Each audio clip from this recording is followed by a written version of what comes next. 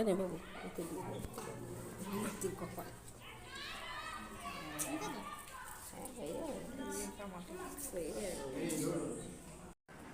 কৌশী অমাবস্যার পুজো আজকে। এটা কালী পুজোর মন্দির, এটা কালী ঠাকুরের মন্দির। এটা খুব পুরনো মন্দির, আর এটা ডাকাত কালী মন্দির। তো আগেকার দিনে ডাকাতের এখানে পুজো দিতে আসতো গঙ্গা পেরিয়ে, এটা আমি শুনেছি।